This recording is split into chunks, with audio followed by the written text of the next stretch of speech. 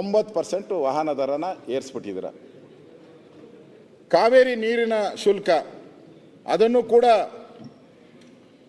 250ರಿಂದ 470 ರೂಪಾಯಿಗೆ ಏರಿಸಿದ್ದೀರ. ಒಳಚರಂಡಿ ತಿತ್ತು ಅದನ್ನು ಕೂಡ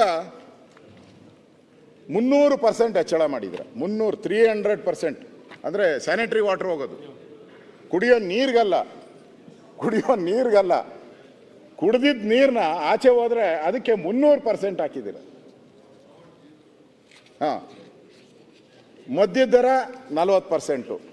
ಅವರು ಯಾಕೆಂದರೆ ಅವರು ಸ್ಟ್ರೈಕ್ ಮಾಡಲ್ಲ, ಸ್ಟ್ರೈಕ್ ಮಾಡೋ ಸಂಘ ಇಲ್ಲ ಅವ್ರಿಗೆ. ಪಾಪ ಇದೆಯಾ ಎಣ್ಣೆ ಸಂಘ? ಓ ಅಶೋಕ, ಎಣ್ಣೆ ಬಾಟ್ಲು ಫ್ರೀ ಭಾಗ್ಯ ಕೊಡಿ ಅಂತ ಕ್ವಾರ್ಟರ್ ಮೇಲೇನು ಕೂಡ 50ರಿಂದ 60 ರೂಪಾಯಿ ಜಾಸ್ತಿ. ಅಶೋಕರೇ, ಬಡವರಿಗೆ ಹಿಂದೆ ಬಂಗಾರಪ್ಪ ಅವರೆಲ್ಲ ಇದ್ರು ಹಿಂದೆ. ಅಲ್ಲಿ ಬೆಳಗಾವದಾಗ ಸ್ಟ್ರೈಕ್ ಮಾಡಿದ್ರು ಮದ್ಯಪಾನೀಯರು. ಮಾಡಿದ್ರ? ಅವ್ರನ್ನೂ ಸಮಾಜದಲ್ಲಿ ಗೌರವದಿಂದ ಕಾಣಬೇಕು, ನಂಬರ್ 1. ಹೀಗೆಲ್ಲ ಕೆಲವೊಂದು ಬೇಡಿಕೆ ಇದ್ದು, ಒಂದು ಪೆಗ್ ತೊಗೊಂಡ್ರೆ ಒಂದು ಶೇಂಗಾ ಇದನ್ನು ಫ್ರೀ ಕೊಡಬೇಕು. ಎಲ್ಲಾದರೂ ಒಳಚರಂಡಿಯಲ್ಲಿ ಬಿದ್ದರೆ ಗೌರವಯುತವಾಗಿ ಮನೆಗೆ ಬಿಡಬೇಕು. ಅವರು ಕಂಡೀಷನ್ ಇತ್ತು. ಅವ್ರು ಡೈಲಾಗ್ ಕೊಡಿದ್ರೆ ಡೈಲಾಗ್. ಅಧ್ಯಕ್ಷರೇ, ನಾವು ಅವ್ರು ಹೇಳಿರೋದು ಅವತ್ತು ಹೇಳಿದ್ದಾರೆ, ಯತ್ನಾಳ್ ಅವರೇ ಅವರೊಂದು ಸ್ಟೇಟ್ಮೆಂಟ್ ಹೇಳಿದ್ದಾರೆ.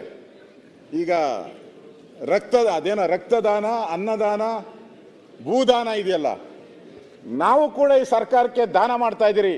ನಮ್ಮಿಂದ ಈ ಸರ್ಕಾರ ಅಂದರೆ ನಾವು ಈ ಸರ್ಕಾರದ ದಾನಿಗಳು ಅಂತ ಹೇಳಿದ್ದಾರೆ ಅವರು. ಈ ಸರ್ಕಾರಕ್ಕೆ ದಾನಿಗಳು ನಾವು.